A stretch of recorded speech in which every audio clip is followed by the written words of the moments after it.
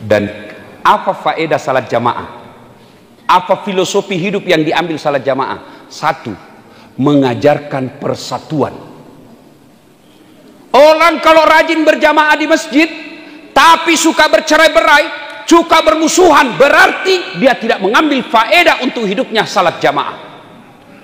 Apa hubungannya persatuan Ustadz salat jamaah? Coba lihat, yang imam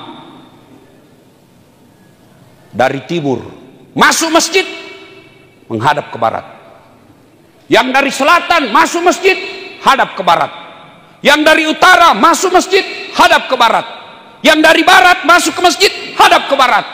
Tidak boleh menghadap berdasarkan datangnya masing-masing. Bayangkan kalau dari selatan menghadap ke selatan, yang dari timur menghadap ke timur, yang dari barat menghadap ke barat, yang dari utara menghadap ke utara. Begitu Allahu Akbar, baku tumpuk pantat di belakang. Itu persatuan. Apalagi persatuan, coba kita lihat, yang jadi imam Jawa tetap pakai bahasa Arab, orang Bugis datang tetap pakai bahasa Arab, orang Sunda datang bahasa Arab, orang Melayu datang bahasa Arab. Tidak boleh pakai bahasa masing-masing. Bagaimana kacaunya sholat Masjid Agung ini kalau pakai bahasa masing-masing? Yang jadi imam orang Arab, dia takbir pakai bahasa Arab, Allahu Akbar. Datang orang Bugis, takbir pakai bahasa Bugis, Bungallahu ta'ala malopo. Mulai ribut. Datang orang Padang, dia takbir, penjual nasi Padang, dia takbir pakai bahasa Padang, Allah nan gadang. Terakhir datang dari Jakarta Betawi, dia pakai bahasa Betawi, Allah gede banget gitu loh. Kacau. Maka hikmah dari sholat jamaah ini persatuan. Artinya dalam kehidupan sehari-hari, pilkada sudah selesai, saudaranya Pak Yusril kalah, Pak Bur menang. Setelah dilantik tidak ada lagi kalah, tidak ada menang, semua milik rakyat Belitung Timur. Kalian yang menang jangan juga berpesta pora menyakiti hati orang yang kalah. Kalian yang kalah jangan juga minder merasa hancur hidupmu. Tidak, karena kalah belum tentu adalah keburukan buat kita.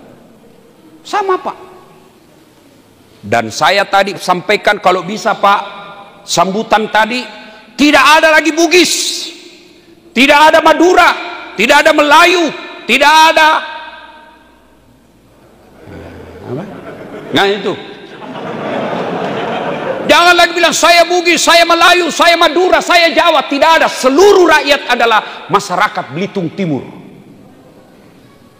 Wujudkan persatuan. Maka yang kalah datang kepada yang menang. Pak, selamat Pak. Pilihan politik berbeda, tapi sekarang saya akan bantu Bapak memajukan Belitung Timur.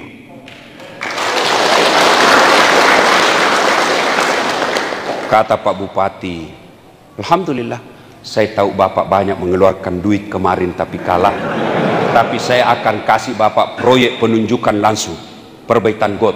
Kalah dapat proyek.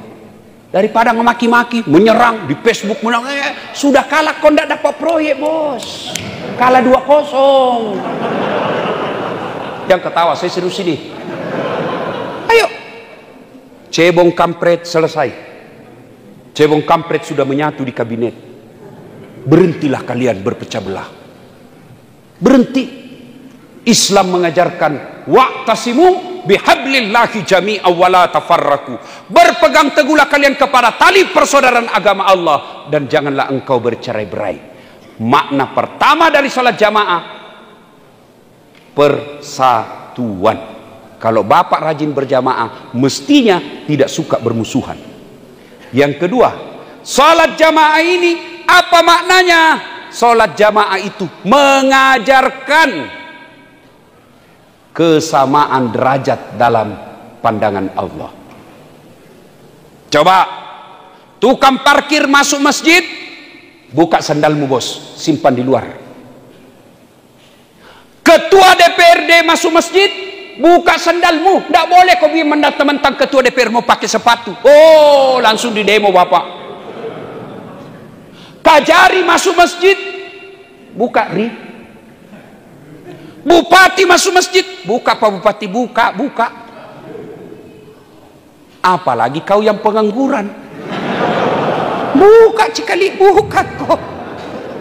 Kesamaan derajat. Siapa duluan masuk masjid, duduk di depan. Meskipun pengangguran, bau keteknya, nomor 1 datang masjid, kau di depan bos. Mentang-mentang dia Satpol PP, polisi setengah.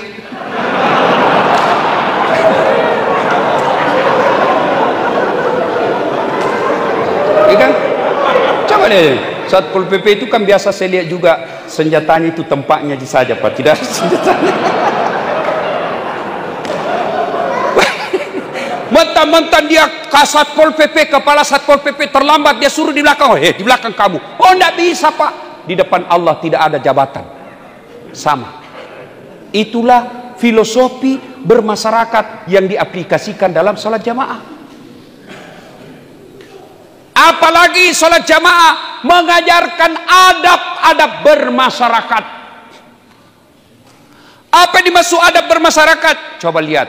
Kalau Pak Imam jadi imam, dia salah, gimana caranya ditegur? Mestinya dia tahiyat, tapi dia berdiri. Bagaimana cara tegurnya? Wah imam, salah kau dongok. Boleh begitu? Boleh? Batal sholatmu bos. Mam,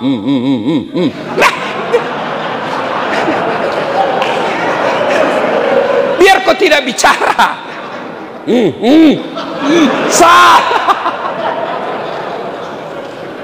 Apalagi kau dorong kepalanya, lebih salah lagi. Tidak mentang-mentang bupati yang jadi imam pegawai honor. Tidak Pak, begitu salah. Apa yang diucapkan? Subhanallah. Tidak menghina imamnya, tidak merendahkan imamnya, tidak melecehkan imamnya, tidak memaki-maki imamnya, tidak mensumpah-sumpahi imamnya, tapi yang diucapkan memuji kebesaran Allah. Subhanallah, maha suci Allah. Karena salah tempatnya manusia. Kalau bapak tidak mau salah, bukan manusia namanya, tapi malaikat. Itu adab. Ada keliru sama bupati, jangan bapak langsung bergerak, serahkan ketua DPR mengoreksi. Pak Bupati sadar ki Pak, salah ki Pak tuh salah. Kalau bapak tetap maju ku impeachment ki. Itu Pak Kajari tegur. Jangan dulu masyarakat, tegur dulu. Pak Kajari, Pak Bupati, saya dengar itu telepon tak mau baku sogok-sogok itu. Berhenti Pak, berhenti, saya penjara kok itu. Itu dulu. Jangan langsung masyarakat tutup jalan. Masyarakat tutup jalan, memaki-maki, apa yang kita dapat? Macet. Orang takut datang ke sini, tidak mau menginvestasi. Gerang apa? Terlalu cepat kita ribut. Makanya kalau ada kesalahan Pak Bupati, orang-orang terdepan dulu, biarkan mereka yang bekerja. Kalau mereka tumpul, Pak Kajari tidak tegur, polisi tidak tegur, anggota dewan tidak tegur, baru masyarakat tegur.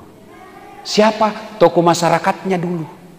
Datang ke Pak Bupati baik-baik. Pak Bupati, ini ada keresahan masyarakat. Mereka mau demo, mereka mau maki-maki, tapi saya tahan.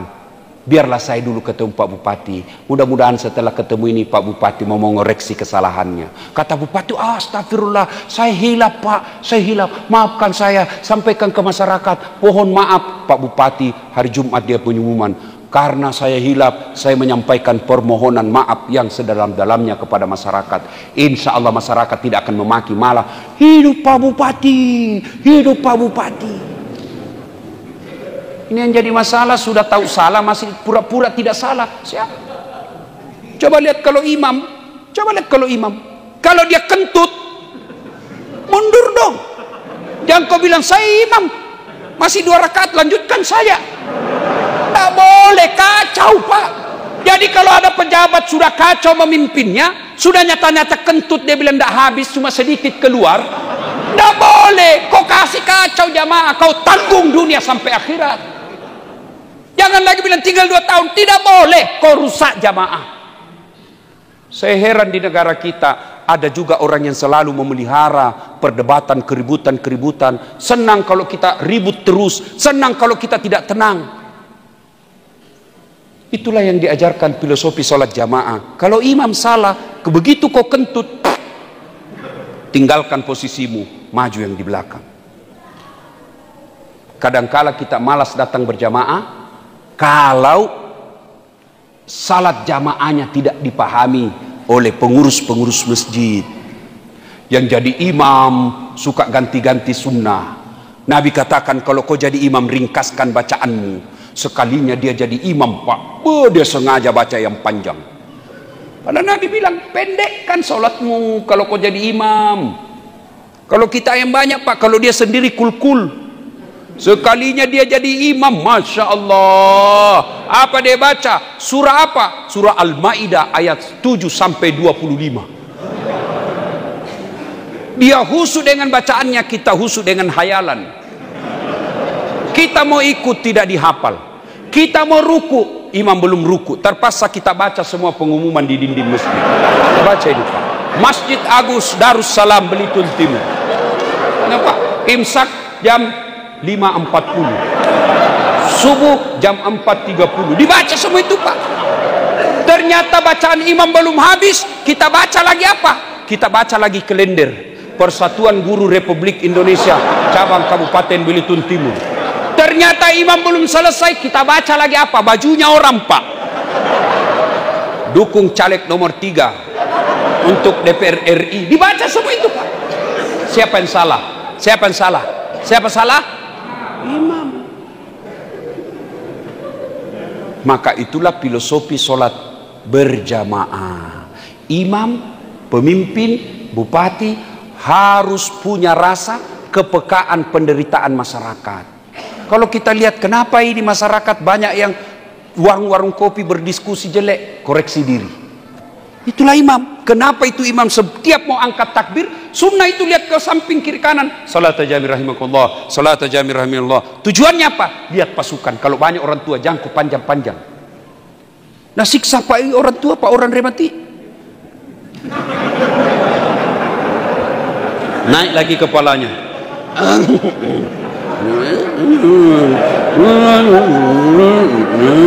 Nah, baik kalau lagunya bagus pak, naga remeng itu kan. Dolin.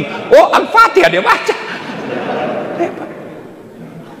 Nah itu. Kalau masjid kita sudah bangun, berpartisipasi kita pak, maka itulah yang disebut menggantungkan hatinya di masjid. Golongan kedua. Golongan ketiga, mereka laki-laki normal diajak berzina sama perempuan, lalu dia berkata saya takut kepada Allah. Kira-kira ada begitu pak? Pak Ketua DPR agak susah kayaknya ini pak, susah ditolak ini pak. Makhluk halus pak, cantik, putih, bening, seksi. Bapak pak gratis pak. Bapak bilang haram, kali ini gratis pak, alhamdulillah. Ini susah pak ditolak, susah pak. Maka tolong kalian ahwat, cewek-cewek ini, adik-adikku yang gadis, mari kita kerjasama. Kami laki-laki jaga mata, tolong anda cewek jaga akhlak. Biar kami laki-laki jaga mata, tapi kalian gentayangan, habis amal bos. Saya kalau pergi mengajarkan, sholat duha dulu 2 rakaat, salawat dulu sebanyak-banyaknya, berzikir beberapa saat, baru 1 kilo saya di jalan, pak habis amalku. Sebelah kanan ketek, sebelah kiri dada, di depan paha, di belakang pinggir pantat. Ya pasti dilihat pak, tidak mungkin saya jalan begini. Iya toh, bapak suka? Bapak yang sudah tua masih suka, apalagi saya yang masih muda pak. Dia bilang anak mahasiswaku, kenapa kau lihat Ustaz? Ya pasti dilihatlah, barang bagus. Maka kata Nabi, tutup auratmu. Kalau kau tidak tutup, merusak kalian. Kerjasama yang baik. Kalian jaga akhlak, kami jaga mata. Tidak mungkinlah kita jalan begini. Coba. Ya pastilah kita lihat-lihat sedikit. Maka kerjasama yang baik. Ya, cewek, oi, cewek. Kalau cewek masih baik Pak Bupati, tidak ada juga mama-mama. Dede, sudah tua masih baju seksi, padahal sudah keriput. Beleng-beleng. Saya tanya, kenapa ibu begitu? Ibu sudah tua, sudah mau cucu. Dia bilang, masalahnya kita dulu waktu gadis susah, tidak ada baju begini. Ini bagus dikasih STNK. Tahu STNK? Sudah tua nakal kembali. Cewek, woi, kami ini laki-laki tergantung kalian cewek. Kalau kalian berpakaian sopan, tidak mungkin ada yang ganggu.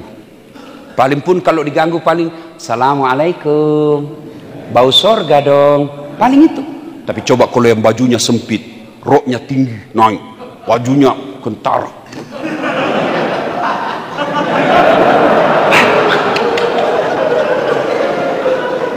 Lewat apa dia bilang anak muda? Cewek jungkir balik dong. Ayo. Maka kalau bapak mampu, contoh Nabi Yusuf. Itu Nabi Yusuf Pak. Itu gagahnya Nabi Yusuf. Bayangkan gagahnya Nabi Yusuf. Ibu-ibu disuruh iris bawang. Dikasih pisau, dikasih bawang, suruh iris. Suruh lewat Nabi Yusuf, tidak sadar ini ibu-ibu, dia iris tangannya. Bayangkan, dia iris tangannya, dia tidak sadar begitu terpesonanya dengan mukanya Yusuf. Kita jangankan iris bawang Pak, bau ketek aja.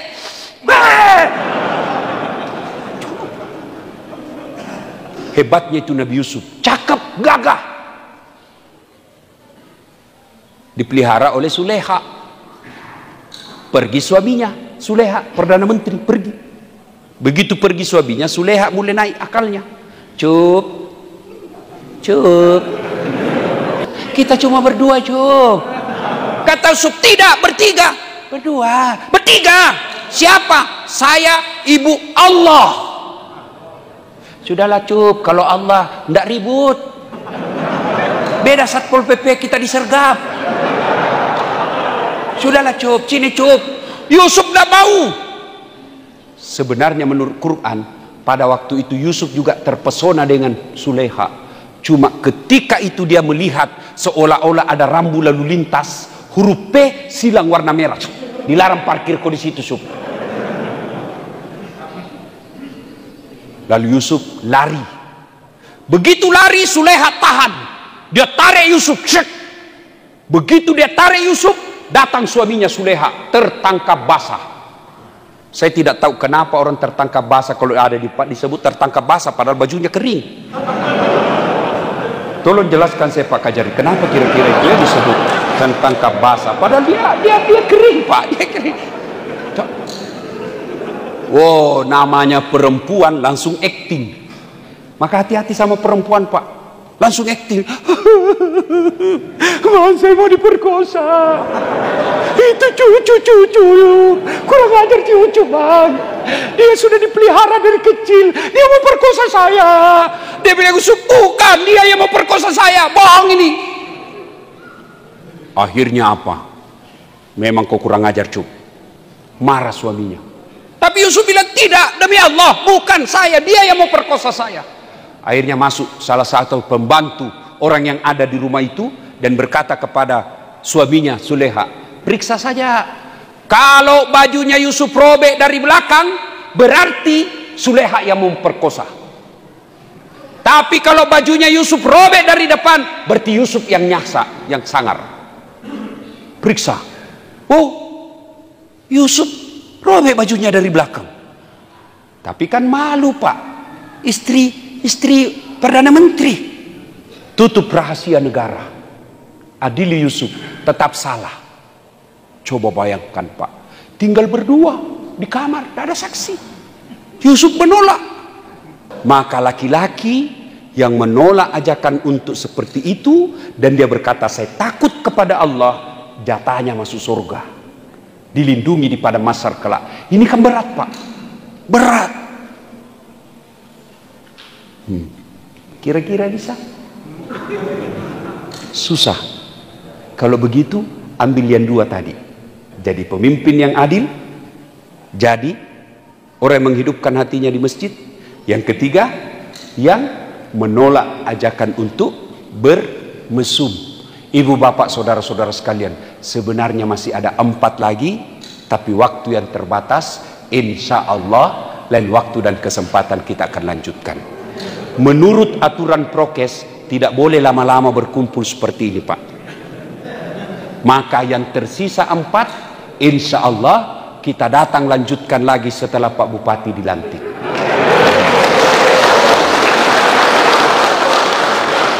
Mudah-mudahan ada manfaat ya. Ini sudah 1 jam Pak, sudah 1 jam 5 menit. Saya akhiri, saya mau tanya, bapak-bapak punya handphone? Punya? Punya? Itu handphone kalau dipakai terus kenapa? Hah?